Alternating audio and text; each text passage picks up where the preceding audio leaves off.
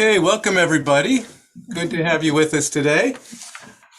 We're going to start on time. We're going to have more people trickling in as we go. I'm Brian Tausiglucks from Untours, and I'd like to welcome you to our introduction to our France Untours today. Dodge Amaral is the director of our France Untours, and he'll be leading a presentation for about a half an hour. After that, we'll have some time for questions and answers. We'll ask you to put your questions in chat today, and we'll do our best to answer as many as we can. We're joined today by Vivian Beller, who you may see. Vivian, if you can wave, great.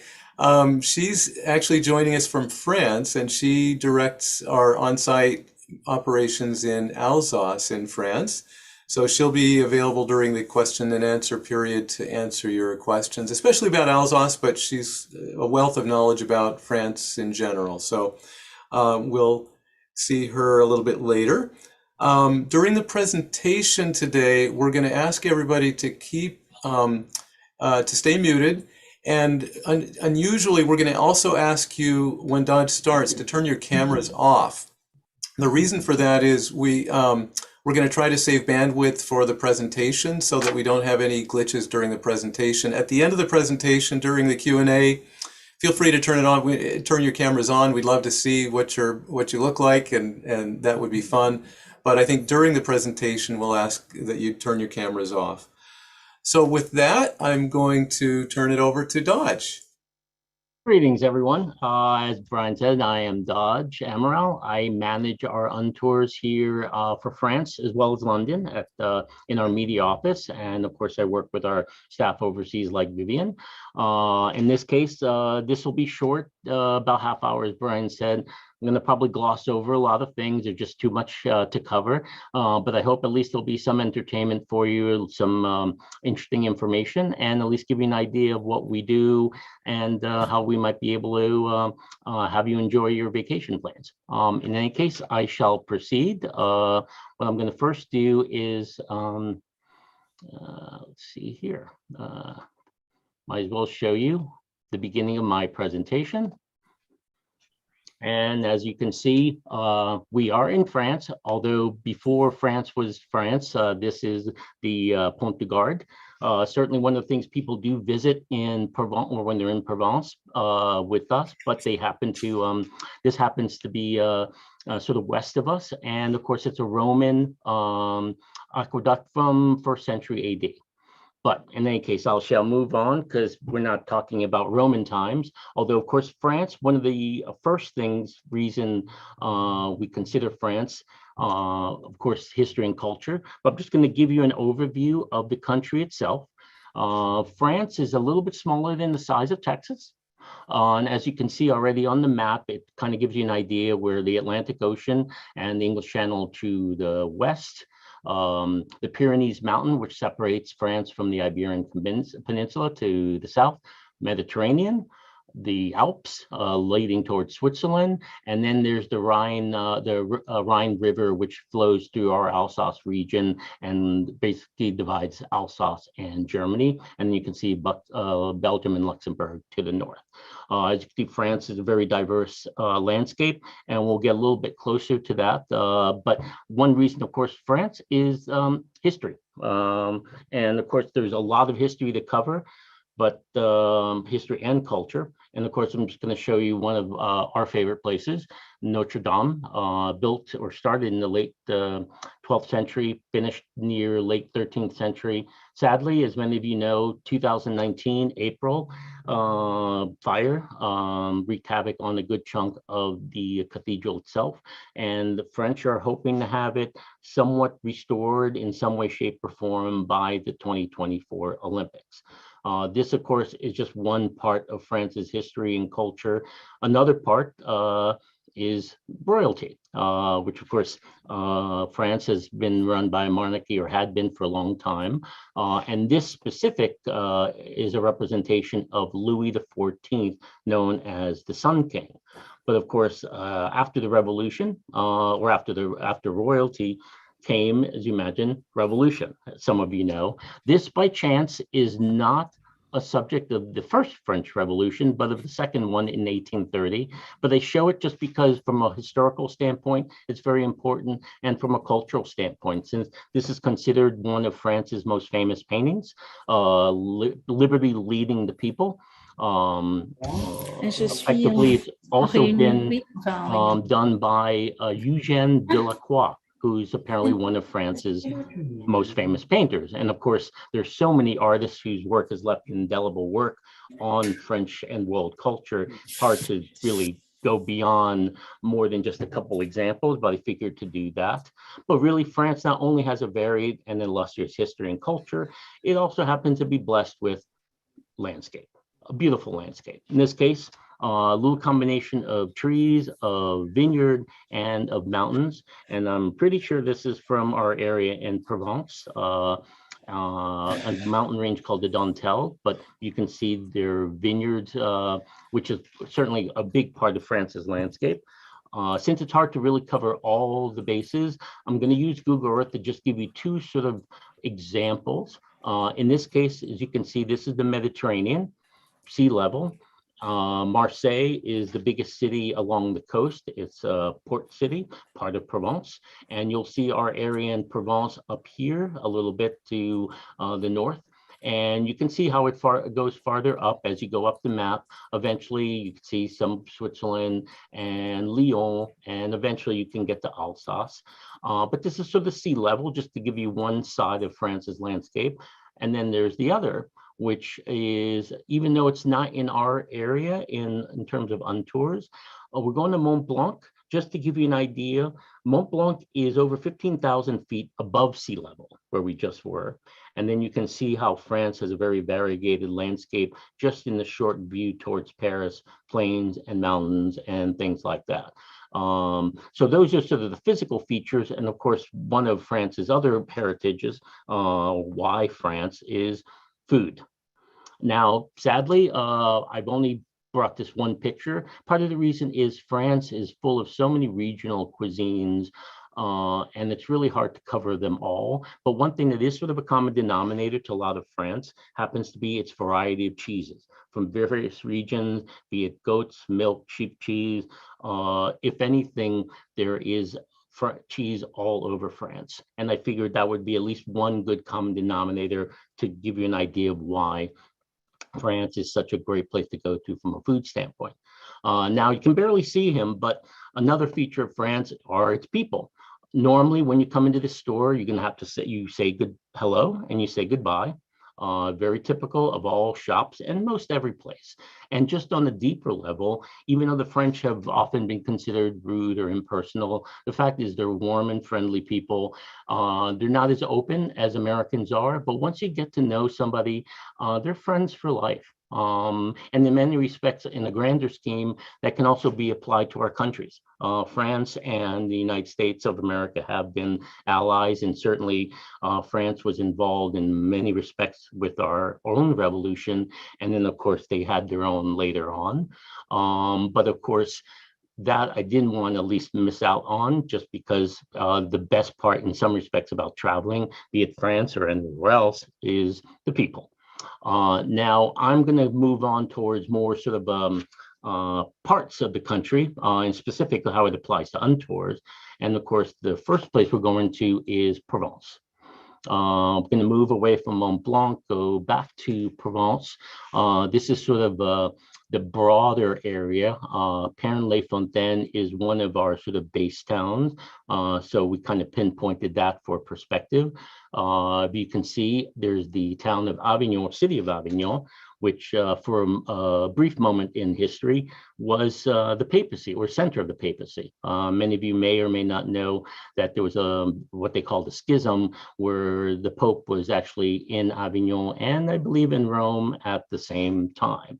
Get a little more of a close-up, just so you can get a little bit closer. But of course, Pernes-les-Fontaines is one of our base towns. There's a town south called Ile-sur-la-Sorgue. very famous. It has a very popular Sunday market, which is one of the things you would do when you're in Provence. And of course, don't want to forget Avignon, where we were before, but Avignon is about 45 minutes from where our base of accommodations are located, just to give you an idea. Now, of course, hard to see from here, but of course, a variegated landscape. And of course, that then leads us to one of the other reasons to go to Provence is the climate.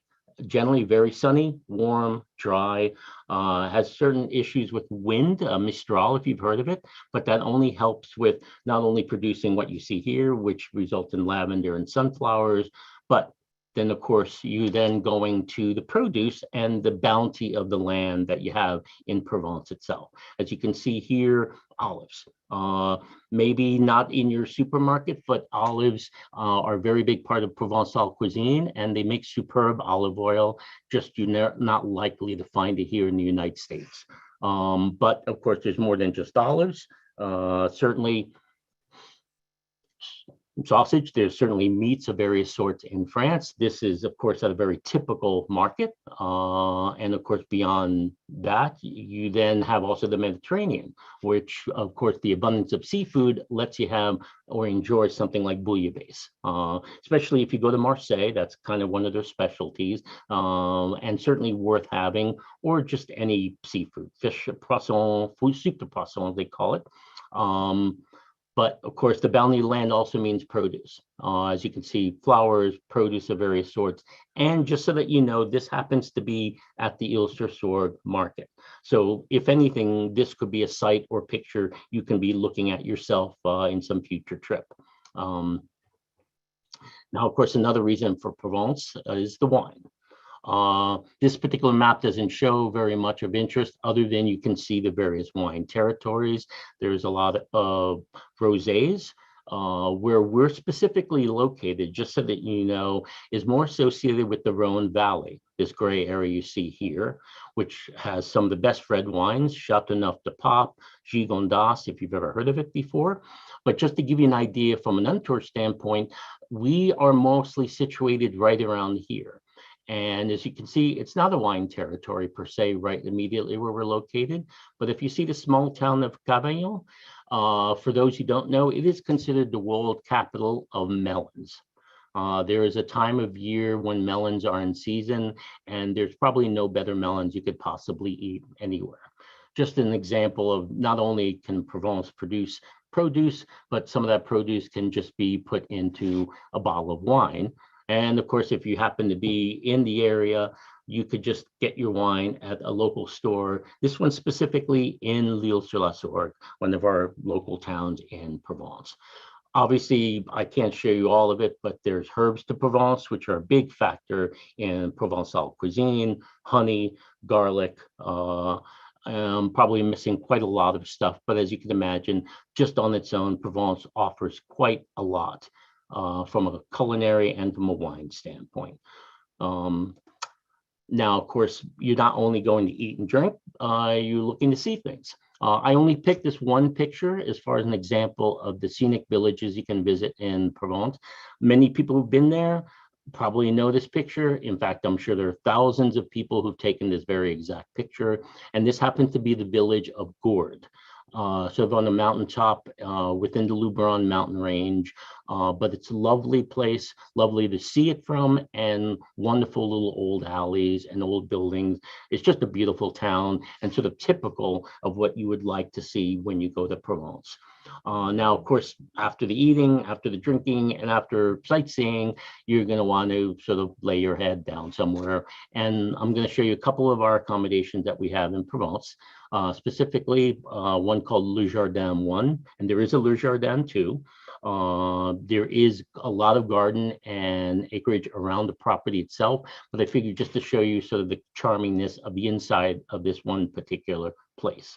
Now, since of course we're not just in Provence, I'm going to segue now over to Vivian's neck of the woods, which is Alsace. Luckily, we can fly this or take and go a lot faster than if we went by plane or by train. But as you can see, this is sort of the general area of Alsace. our base village, if you want to call it Bergheim, is located here. And I use this particular shot because Alsace, it does have a river valley. The Route de Vin, the wine route, runs from the north, closer towards Strasbourg, farther south here. As you can see, this is the town of Komar. And in particular, Alsace has fantastic history and fantastic culture. One particular aspect of the history is that it's been traded, so to speak, back and forth between Germany and France. So there's sort of, it's not a joke per se, but if you're German and you're looking over the Rhine, you think the Vosges Mountains, which is this, is your border of France and Germany. And of course, if you're French looking towards Germany, you pretty much see the Rhine River as your border. And of course, that just gives you an idea that Alsace has gone back and forth between the two countries multiple times. And for that reason, Alsace is a very special sort of amalgamation, if you want to call it, of both French and Germanic cultural aspects, which of course first comes when it comes to food. Now, Alsace has a whole lot of starred Michelin restaurants, but at its basic, you could see here, this is a very typical and sort of big meal called the choucroute. Smoked meats, various sorts, potatoes, and then all this is cabbage. It is not sauerkraut. Just so that you know, in Alsace, they generally cook their cabbage fresh with Riesling wine, often with juniper berries. So it's not exactly what we would think of as sort of pork and sauerkraut. And I just wanted to point that out since that is very particular to Alsace. But of course, that's not all they eat. There's a lot more fancy stuff, but I'm going with the basics. And next is another basic sort of cuisine, tarte flambée, flammekuchen. I have a certain affinity for this particular dish, partly because I like it, but also my first time in Alsace, I had met up there with Hal Tausig, our late founder, and one of my colleagues, Ellen, who joined me for this trip. And after our first day of working, we had no food. We wanted to go out. We were hungry. We were a little late for dinner, and the woman at the restaurant told us we were, but then she said, well, we can make you some tarte flambés and a salad. Quite possibly one of the best meals and one of the fondest meals I still have, since it was really my first one in Provence. So I wanted to share that with you, because even though this looks maybe not fancy or anything, it is a wonderful meal to have, I must admit. And of course, beyond food, then we move on to Alsace's wine. This is sort of a typical view of vineyard. And just so you know, Alsace is different than a lot of other wine territories, including Provence, in that it tends to focus on single varietals. Whereas like in Provence, I'd mentioned the word Chateauneuf de Pape.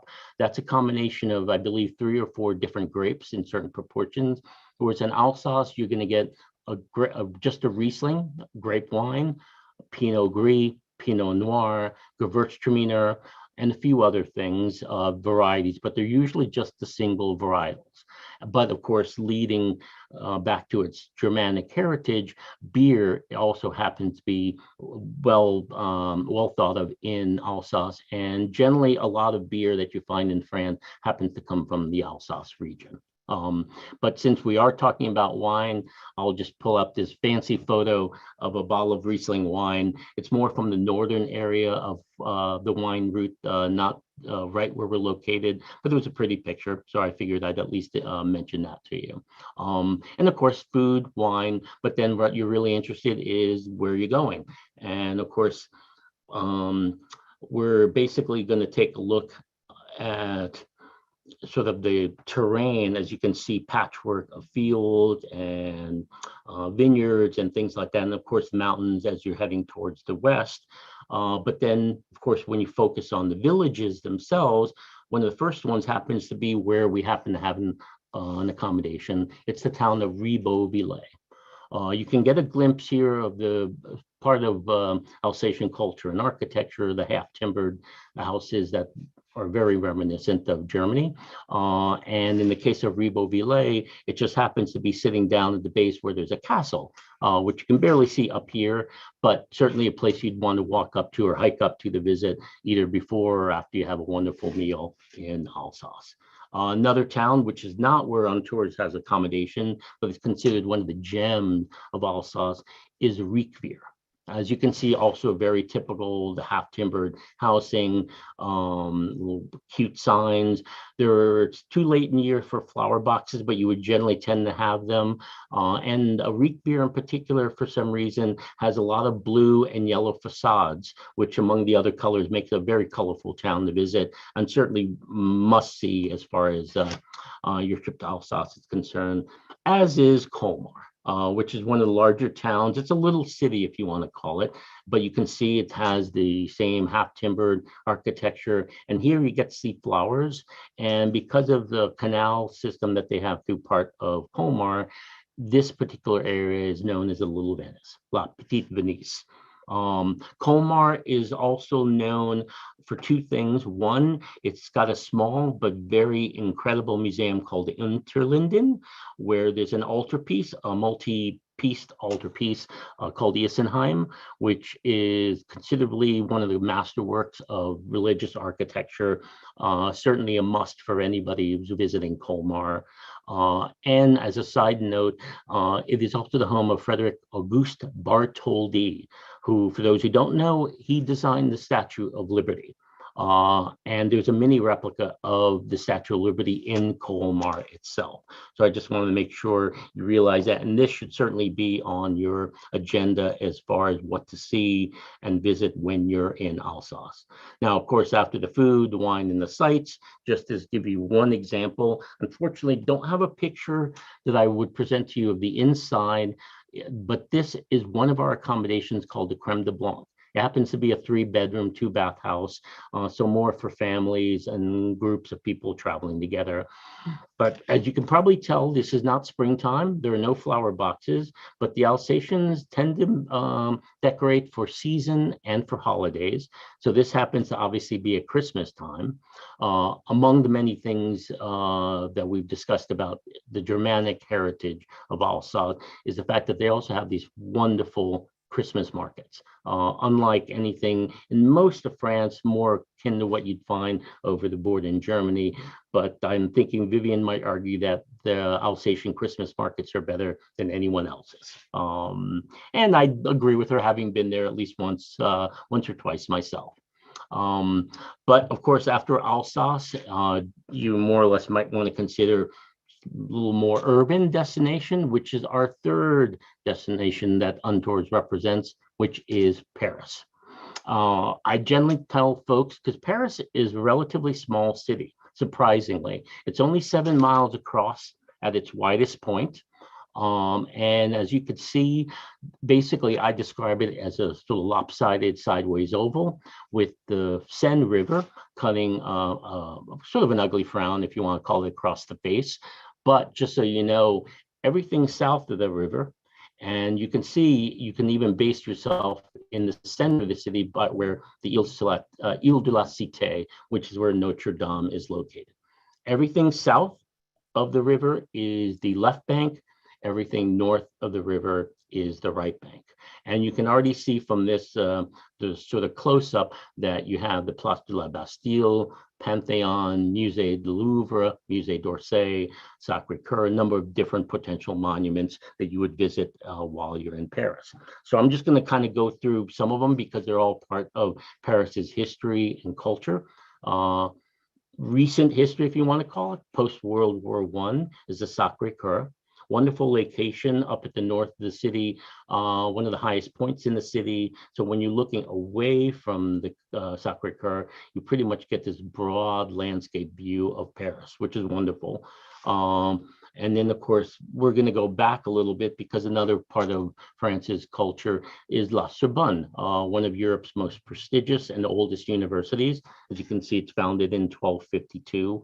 And of course, it's in the Latin Quarter, which most people have come to associate with the University of Sorbonne and just intellectualism in general. But another part of history going a few hundred years ahead is the Place de Vosges, one of my favorite places in Paris, and people really love it, especially on a nice day like this. It is the oldest planned square in the city itself.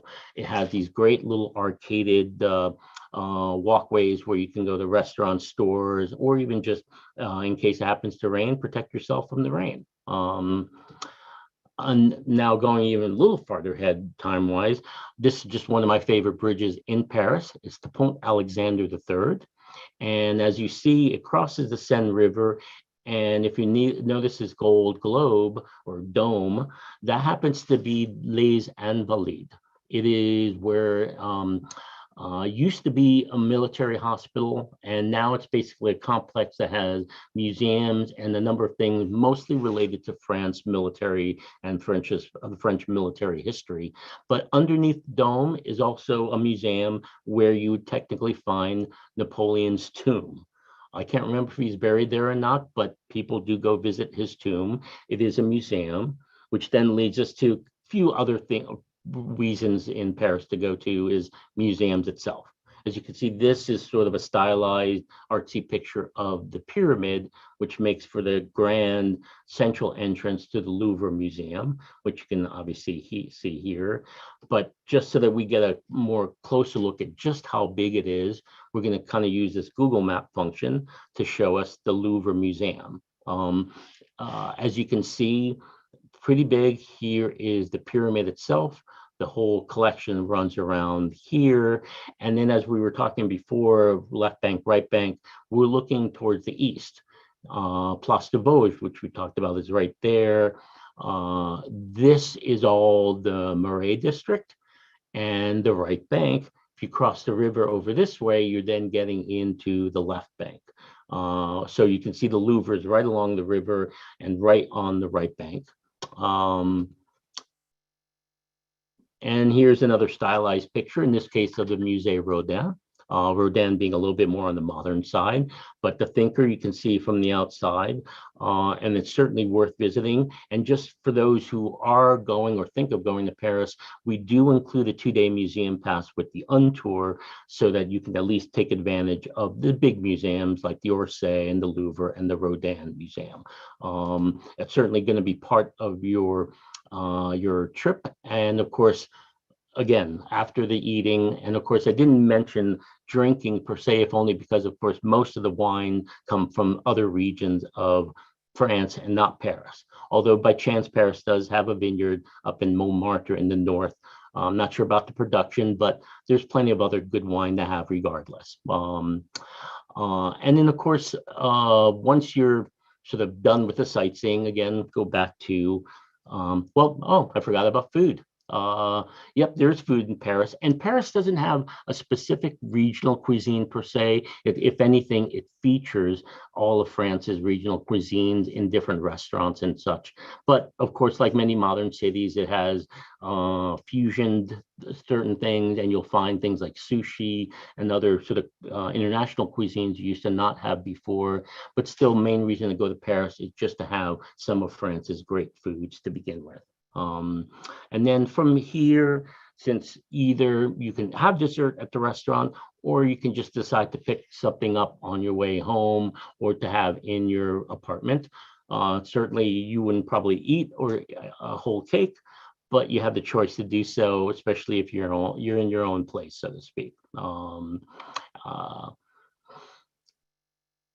another reason for Paris is romance. Of course, Paris has always been considered a very romantic city. Now, of course, you're probably wondering why I'm showing you a bunch of locks.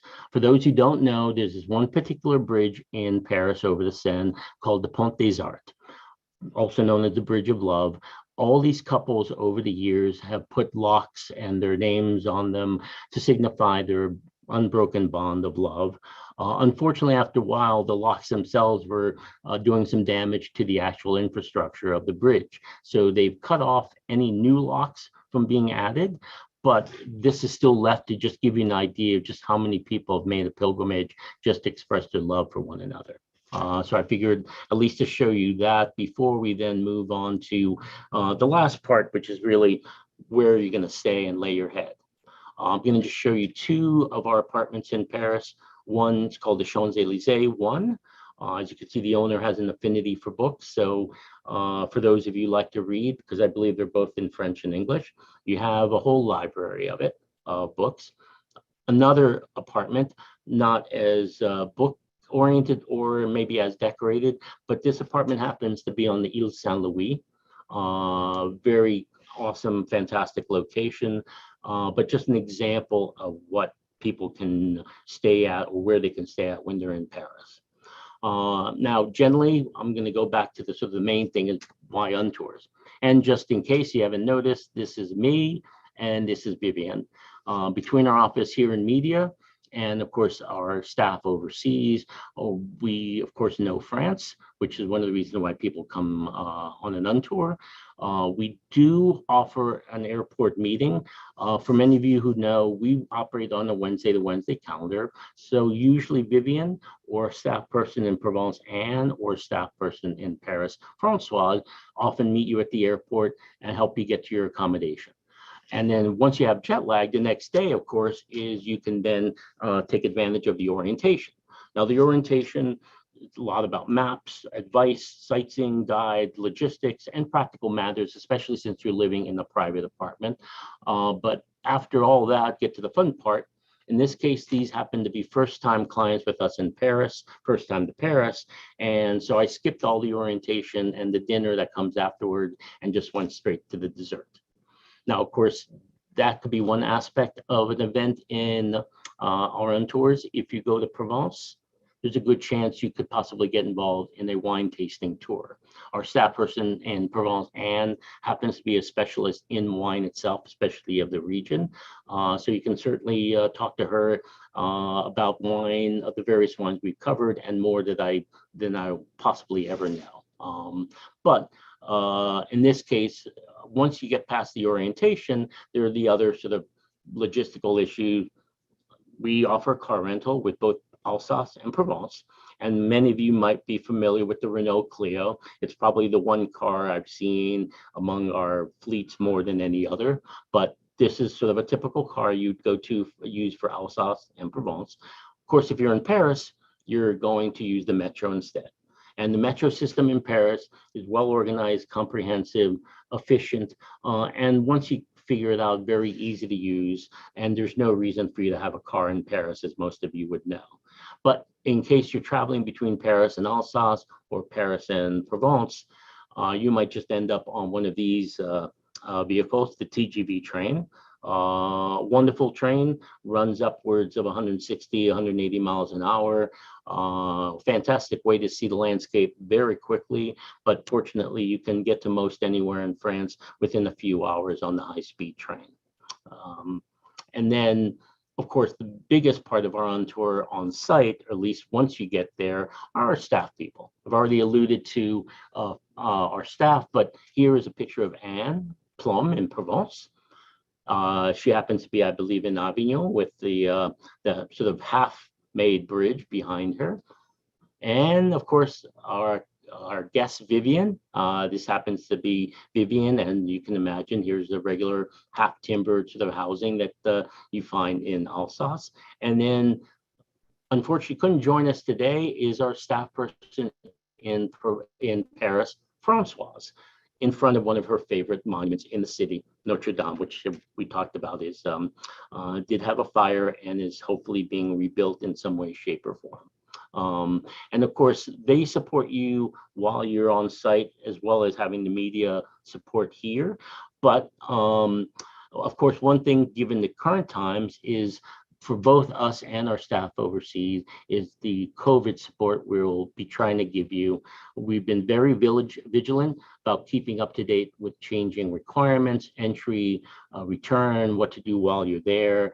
Obviously, most of you know at the moment you have to have a negative test, COVID test before you leave the US, and the same on the return. And in France, at the moment, they have a health or vaccine pass, which you can use your CDC card to be turned into a QR code to allow you entry into restaurants, museums, and things like that. And of course, both us here in media and our on-site staff will obviously do our best to keep you apprised of everything going on and what regulations and restrictions, as well as testing locations for when you come home to the US. Now that pretty much covers all the sort of the Untours part, but of course I did want to let you know that Untours is technically owned and our profits go to our foundation. The foundation was started by our founder, Hal Tausig. The idea was to help alleviate poverty by providing low-interest loans to social entrepreneurs and businesses, both in our Philadelphia region, but also across the United States and even internationally. All profits from Untours, the company, the travel company, go to Untours, the foundation. And as you can see, just at least their motto is basically support sustainable small businesses, hoping to create good jobs, and of course, build stronger and more equitable communities. Now that is more or less the end of my presentation, short and quick as it may be, but I hope at least you enjoyed it. For those of you who decide to come today and decide you want to book a Untour de France and talk with me in the next week or so, you can use this discount code FranceZoom for 10% discount to any French Untour, or just 10% off of a trip and you get to talk to me. So to that, I'll leave it up to Brian to go from here. And I thank you all for at least hopefully enjoying my short presentation today. Thank you. Thanks, Dodge. Let me just remove the spotlight for a sec. So I don't see any questions in chat yet, and we don't have that many people. So why don't we just get a little less formal? And if you have a question, you feel free to turn your camera on.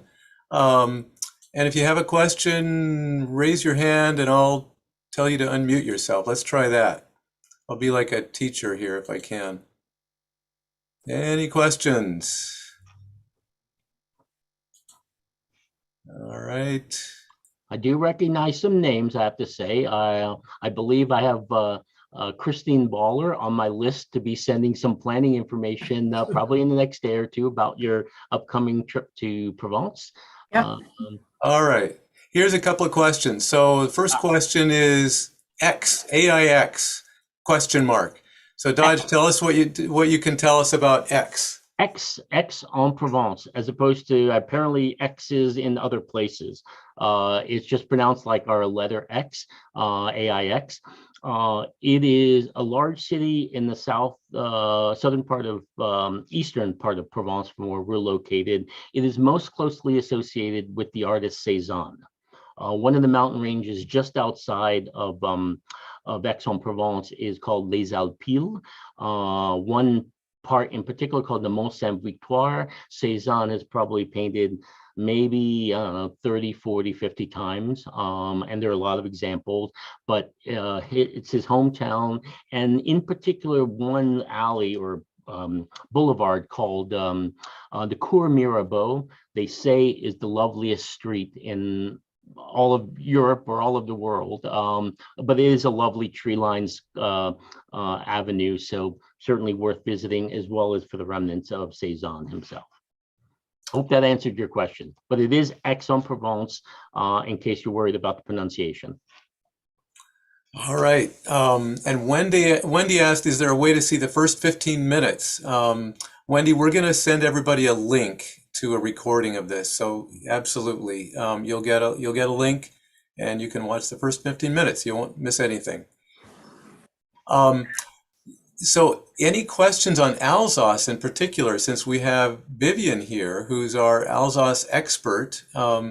She's been living most of her, well, I don't know if it's most of her life, but a big chunk of her life in Alsace. So. She'd be happy to answer those questions, but we're happy to take questions about Paris or Provence as well.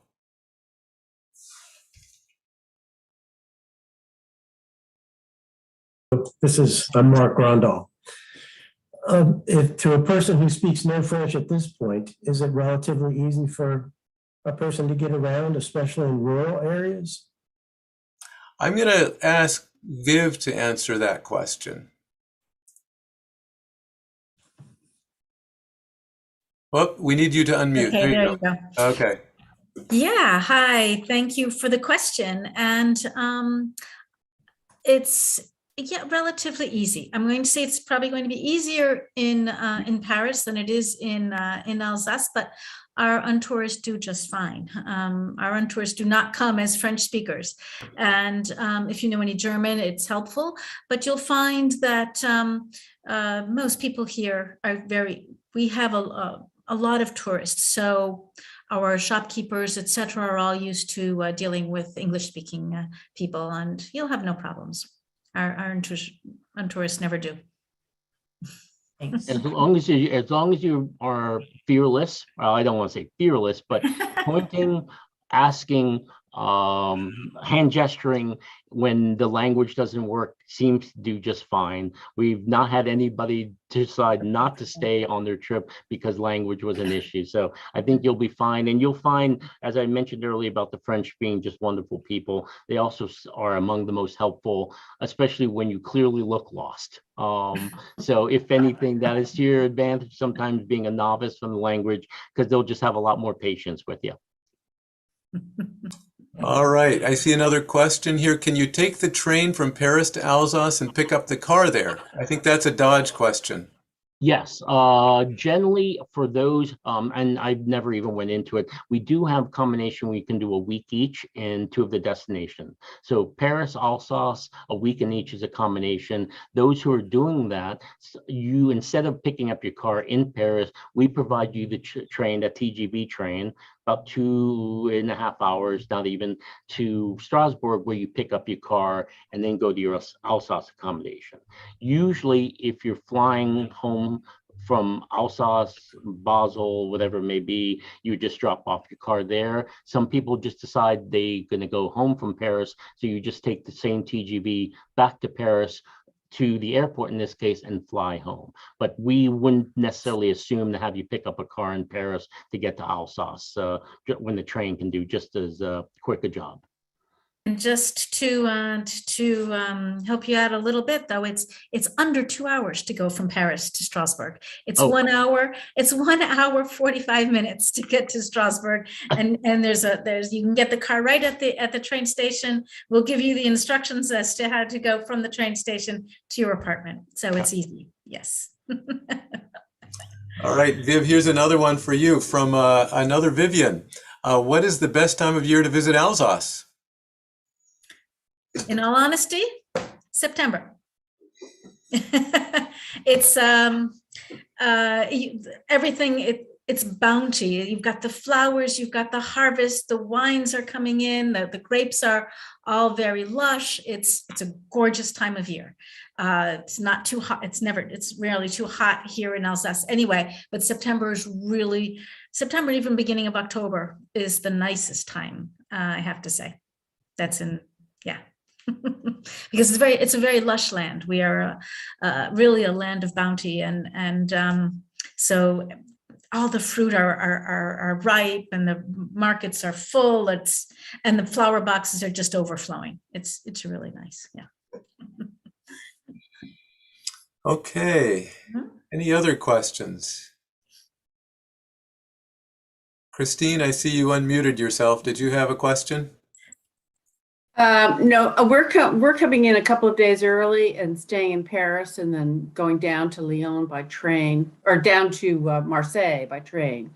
I don't know how long that's going to take, but we'll be meeting the group in Marseille is our plan, and then taking a train back to Paris in the end. So you do have the option, instead of going, because Marseille isn't directly connected on the TGV line. Most who come down from Paris tend to just pick up their car at Avignon, which is closer.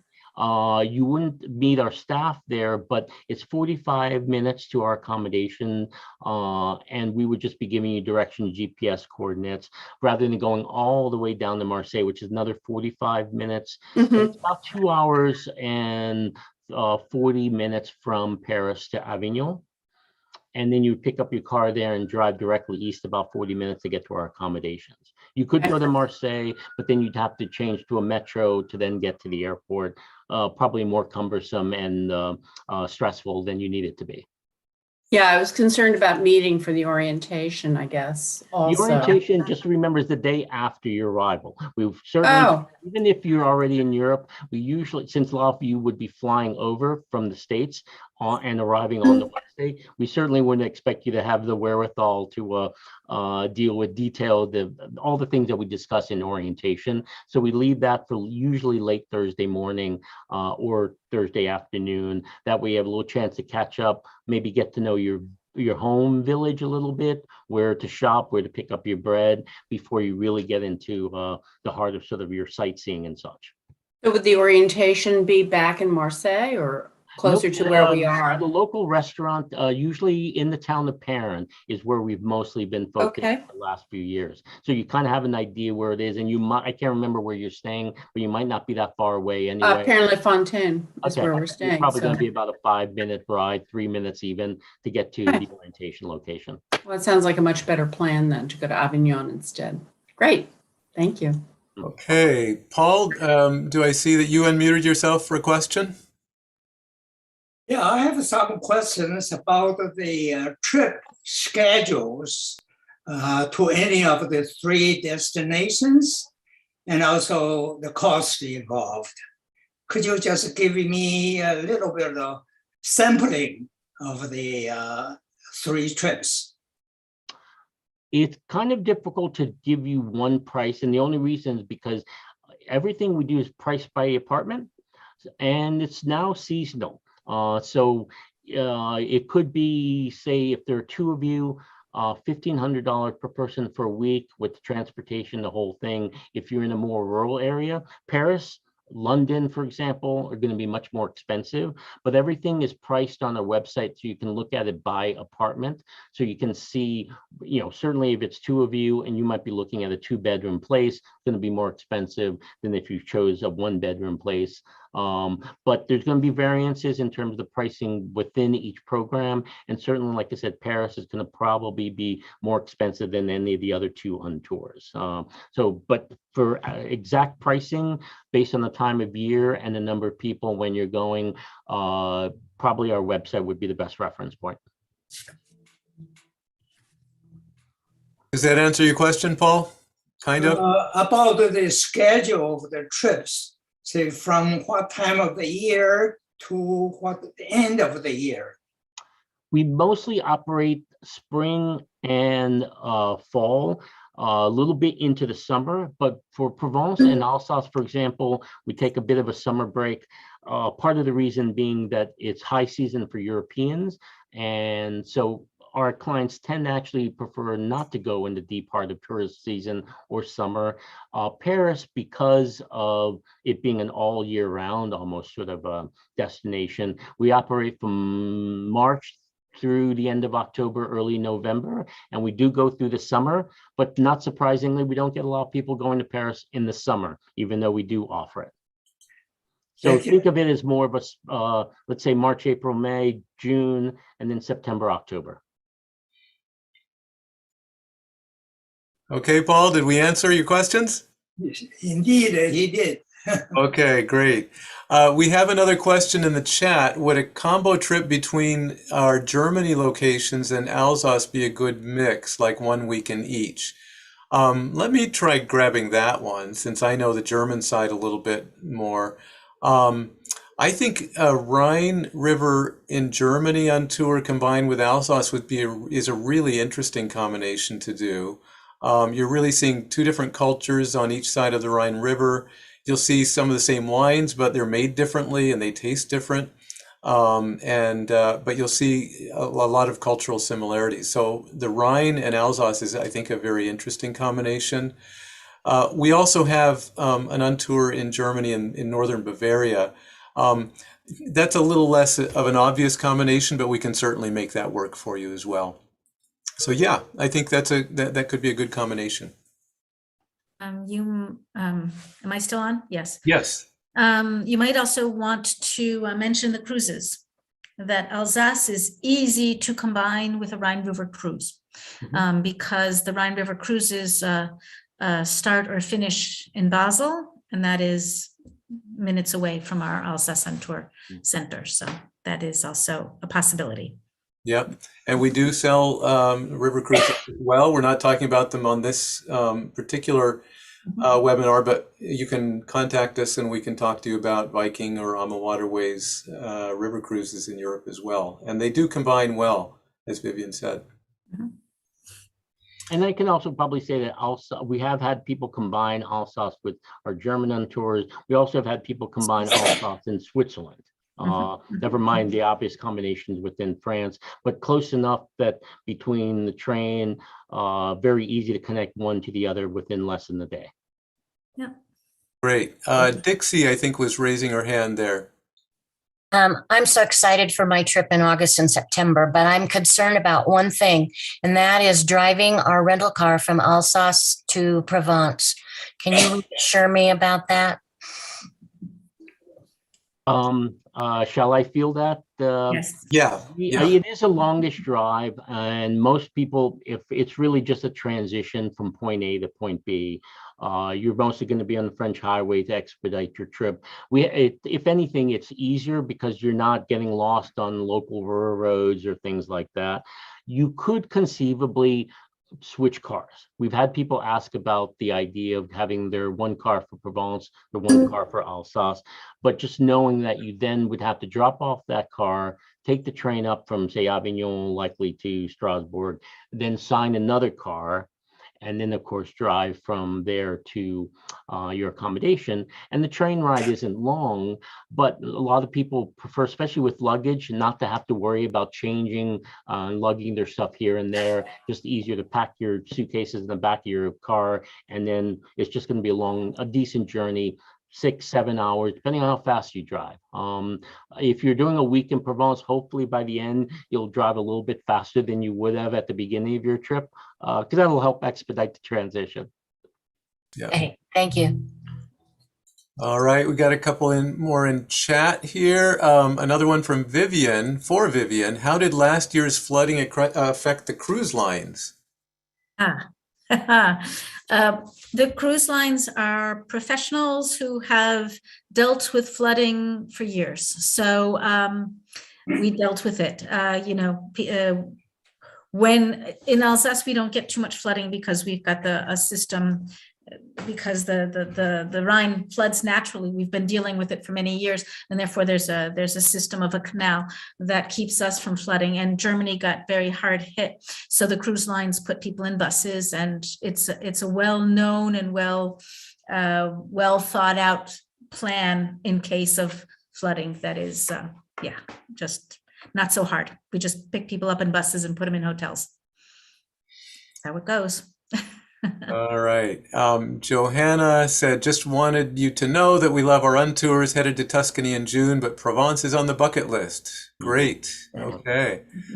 And Mary says, this brought back wonderful memories of our Untours to Alsace and Provence, two of our very favorites. Would highly recommend. Thank you, Mary. Thank you, Johanna. Those are great.